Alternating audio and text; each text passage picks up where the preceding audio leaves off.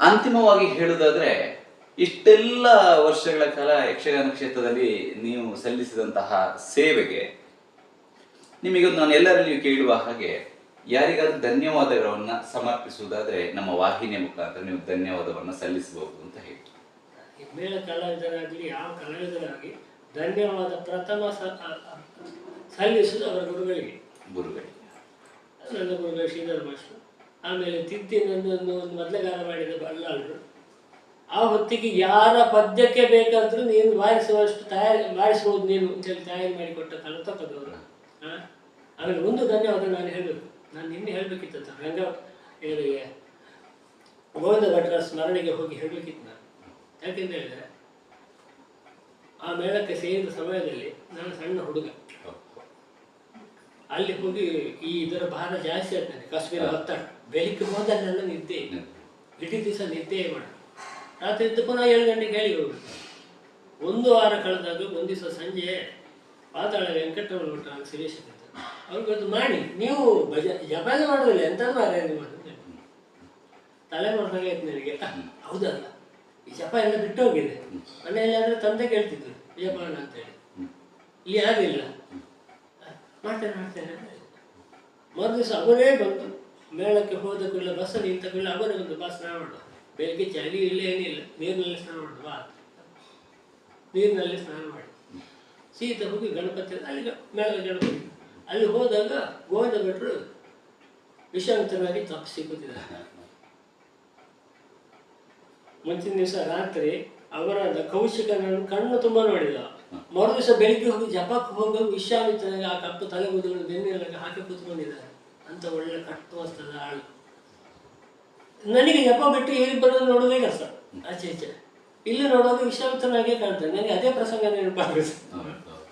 ಆಮೇಲೆ ಅಲ್ಲಿಂದ ಪ್ರಾರಂಭ ಆಗಿ ಅವರೊಟ್ಟಿಗೆ 2-3 ವರ್ಷ ಬೆಳಿಗ್ಗೆ ಸ್ನಾನ ಮಾಡೋದು, ಅವರೊಟ್ಟಿಗೆ ಜಪ ಮಾಡೋದು, ಅದು ಅಭ್ಯಾಸವೇ ಆಗಿತ್ತು. ಇವತ್ತಿಗೂ ಅಷ್ಟೇ, ನನಗೆ ಎಷ್ಟು ವರ್ಷ ಆದರೂ ಬೆಳಿಗ್ಗೆ ತಣ್ಣೀರಲ್ಲೇ ಸ್ನಾನ, ಅದನ್ನು ಯಾವುದನ್ನು ಬಿಡಲಿಲ್ಲ. ಅಂದರೆ ಹಿರಿಯರೊಬ್ಬರ ಸಣ್ಣ ಅಡತೆ ಹೊತ್ತಿಗೆ ಆಗೋದು ಉಪದೇಶ ಆದರೆ ಆ ಹುಡುಗರಿಗೆ ಎಷ್ಟಾಗ್ತದೆ ಅಂತ ಜೀವನ ಪರ್ಯಂತ ಉಳಿತದೆ. ಆದ್ದರಿಂದ ನಾನು ಎಷ್ಟು ಸಲ ಹೇಳೋದು, ಅವರು ಅಲ್ಲದಿದ್ದರೆ ನಾನು ಮೇಳಕ್ಕೆ ಧರ್ಮಸ್ಥಳ ಮೇಳಕ್ಕೆ ಸೇರಿ ದೊಡ್ಡ ಕಲಾವಿದರ ಜೊತೆಗಿದ್ದು ದೊಡ್ಡ ಒಂದು ಒಳ್ಳೆ ಮಂದಗನಾಗಿರ್ಬೋದು ಆಗ್ತಿದ್ದೆ. ಆದರೆ ಬ್ರಾಹ್ಮಣಾಗಿ ಉಳಿತಿರಲಿಲ್ಲ, ಅದನ್ನು ಗ್ಯಾರಂಟಿ ಹೇಳ್ತಾನೆ. ಅಂದ್ರೆ ಪರಿಸರ ಹಾಗೆ ಉಂಟು, ಮೇಳದ ಪರಿಸರ ಹಾಗೆ ಉಂಟು. ನಾನು ನಿನ್ನೆ ಅದನ್ನು ಗೋವಿಂದ ಭಟ್ರ ಸ್ಮರಣೆಯಲ್ಲಿ ಅದನ್ನು ಹೇಳಲೇಬೇಕು ಅಂತ ಆಲೋಚನೆ ಮಾಡಿಕೊಂಡಿದ್ದೆ. ಆದರೆ ನನಗೆ ಬರಲಿಕ್ಕೆ ಆಗಲಿಲ್ಲ. ಆ ಮಟ್ಟಿಗೆ ನಾನು ಅವರಿಗೆ ಯಾವತ್ತಿಗೂ ನಮಸ್ಕಾರ. ಅಷ್ಟೊಂದು ಶಿಸ್ತಿನ ಅಂಶ. ಎಸ್, ಧನ್ಯವಾದವನ್ನ ಹೇಳಿದ್ರಿ. ಅಂತಿಮವಾಗಿ ನಮ್ಮ ಕರೆಗೆ ಹೋಗೊಟ್ಟು ಆರೋಗ್ಯ ಸಮಸ್ಯೆ ಇದ್ರೂ ಕೂಡ ನಿಮ್ಮ ಸಂದರ್ಶನ ಆಗಬೇಕು ಅಂತ ಹೇಳಿ ಬಹಳಷ್ಟು ಜನ ಕಾಯ್ತಾ ಇದ್ರು. ಅವರಿಗೆ ನಾವು ನಮ್ಮ ವಾಹಿನಿಯ ಮುಖಾಂತರ ನಿಮ್ಮನ್ನ ಪರಿಚಯಿಸುವಂಥದ್ದಲ್ಲ, ನೀವು ಯಾರು ಅಂತ ಹೇಳಿ ಎಲ್ಲರಿಗೂ ಗೊತ್ತಿದೆ. ಆದರೆ ನಿಮ್ಮನ್ನ ಒಂದು ಅವರ ಮುಂದೆ ತರಬೇಕು ಅನ್ನೋ ಪ್ರಯತ್ನವನ್ನು ಪಟ್ಟೆ. ಈ ಕಾರಣದಿಂದ ಇಷ್ಟು ಹೊತ್ತು ತಮ್ಮ ಅಮೂಲ್ಯವಾದ ಸಮಯವನ್ನ ನಮ್ಮೊಂದಿಗೆ ಕಳೆದಿದ್ದೀರಿ. ಯಕ್ಷಗಾನ ಕ್ಷೇತ್ರದಲ್ಲಿ ಬಹಳಷ್ಟು ಸುದೀರ್ಘವಾದ ತಿರುಗಾಟವನ್ನು ಮಾಡಿದ್ದೀರಿ. ಇನ್ನಷ್ಟು ವರ್ಷ ನೀವು ಹೀಗೆ ಸೇವೆ ಮಾಡುವ ಹಾಗಾಗ್ಲಿ, ದೇವರು ನಿಮಗೆ ಅನುಗ್ರಹಿಸಲಿ ಅಂತ ಹೇಳಿ ನಾವು ಎಲ್ಲರ ಪರವಾಗಿ ನಿಮಗೆ ಆರೋಗ್ಯವನ್ನು ಕೊಡಬೇಕು, ಮತ್ತಷ್ಟು ವರ್ಷ ಯಕ್ಷಗಾನ ಕ್ಷೇತ್ರದಲ್ಲಿ ನೀವು ಮುಂದುವರಿಬೇಕು ಅಂತ ಹೇಳಿ ನಮ್ಮ ವಾಹಿನಿಯ ಪರವಾಗಿ, ನಮ್ಮ ವಾಹಿನಿಯನ್ನು ನೋಡುವಂಥವ್ರು ಯಾರಿದ್ದಾರೆ ಅವರೆಲ್ಲರ ಪರವಾಗಿ ನಾನು ಕೇಳಿಕೊಳ್ತಾ ಇದ್ದೇನೆ. ಕಡೆಯದಾಗಿ ಈ ವಾಹಿನಿಯ ಬಗ್ಗೆ ಅಥವಾ ಏನಾದರೂ ಹೇಳಲಿಕ್ಕಿದ್ರೆ ನಿಮಗೆ ಹೇಳಬಹುದು ಅಂತ ಹೇಳಿ. ನನ್ನ ಮನಸ್ಸಿನಲ್ಲಿದ್ದದ್ದನ್ನು ಮನೆಗೆ ಅತಿಥಿಯಾಗಿ ಬಂದು ಇಷ್ಟೆಲ್ಲ ನನಗೆ ಹೇಳಲಿಕ್ಕೆ ಅನುಕೂಲ ಮಾಡಿಕೊಟ್ಟು ನಿಮಗೆ ದೊಡ್ಡ ಧನ್ಯವಾದ. ಇನ್ನೊಂದು ನಾವೇ ಹೇಳಬೇಕಂದ್ರೆ ಯಕ್ಷಗಾನವನ್ನು ಉಳಿಸಿ, ಯಾರು ಉಳಿಸಬೇಕಂತ ಯಾರಿಗೂ ಸಾಧ್ಯ ಇಲ್ಲ. ನಾನು ಹೇಳ್ತೇನೆ, ಅದನ್ನು ಕ್ರಮ ಪ್ರಕಾರವಾಗಿ ಉಳಿಸಬೇಕು ಅಂತ ಹೇಳಿದ್ರೆ ಪ್ರೇಕ್ಷಕನಿಗೆ ಸಾಧ್ಯ ಇಲ್ಲ. ಅವನಿಗೆ ಖುಷಿ ಬಂದದ್ದು ಬೇಕು. ಯಾವುದೋ ಕಲೆಯ ವಿಷಯಗಳು ಯಕ್ಷಗಾನದಲ್ಲಿ ಬೇಕು ಅವನಿಗೆ, ಅವನಿಂದ ಸಾಧ್ಯ ಇಲ್ಲ, ಕಲಾವಿದರಿಂದ ಸಾಧ್ಯ ಇಲ್ಲ. ಯಾಕೆಂದ್ರೆ ಅವನಿಗೆ ಬೇಕಾದನ್ನು ಕೊಡಬೇಕು ಅಂತ ಹೇಳುವ ಹಂಗಿನಲ್ಲಿ ಬಿಡ್ತಾರೆ ಕಲಾವಿದ.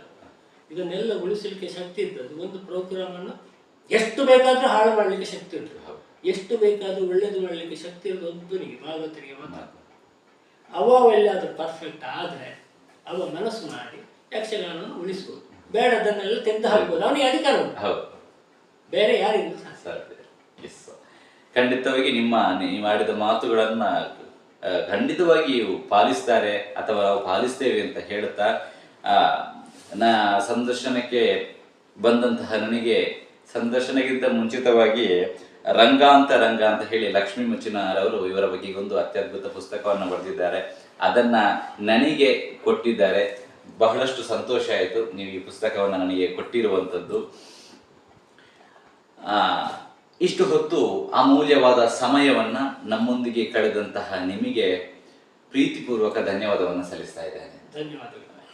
ಎಸ್ ವೀಕ್ಷಕರೇ, ನೋಡಿದ್ರಲ್ಲ, ಇದು ಯಕ್ಷ ಇನ್ಫೋ ಕನ್ನಡದ ಯಕ್ಷ ಪಯಣದ ಅತಿಥಿಗಳಾಗಿರುವಂತಹ ಶ್ರೀಯುತ ಲಕ್ಷ್ಮೀಶ ಅಮ್ಮಣ್ಣಯರ ಯಕ್ಷ ಪಯಣದ ಒಂದಷ್ಟು ವಿಚಾರವನ್ನ ನಿಮ್ಮ ಮುಂದೆ ಹಂಚಿಕೊಂಡಿದ್ದೇನೆ. ಇವತ್ತಿನ ಸಂಚಿಕೆ ನಿಮಗೆ ಇಷ್ಟ ಆಗಿದೆ ಅಂತ ಹೇಳಿ ಅಂದುಕೊಳ್ತೇನೆ. ಮುಂದಿನ ಸಂಚಿಕೆಯಲ್ಲಿ ಮತ್ತೋರ್ವರು ವಿಶೇಷವಾದ ಯಕ್ಷ ಸಾಧಕರನ್ನ ನಿಮ್ಮ ಮುಂದೆ ತರುವಂತಹ ಪ್ರಯತ್ನವನ್ನ ಮಾಡ್ತೇನೆ. ಯಾರೆಲ್ಲ ಈ ವಿಡಿಯೋವನ್ನ ನೋಡ್ತಾ ಇದ್ದೀರಿ, ದಯವಿಟ್ಟು ಶೇರ್ ಮಾಡಿ, ವಾಹಿನಿಯನ್ನ ಸಬ್ಸ್ಕ್ರೈಬ್ ಮಾಡಿ. ಇದು ಯಕ್ಷ ಇನ್ಫೋ ಕನ್ನಡ, ಸತ್ಯ ವಿಚಾರಗಳ ಅಸ್ಪಷ್ಟ ಸುದ್ದಿ. ಮುಂದಿನ ಬಾರಿ ಸಿಗ್ತೇನೆ. ಅಲ್ಲಿಯವರೆಗೆ ನಮ್ಮ ವಾಹಿನಿಯನ್ನ ನೋಡ್ತಾ ಇರಿ. ನಮಸ್ಕಾರ.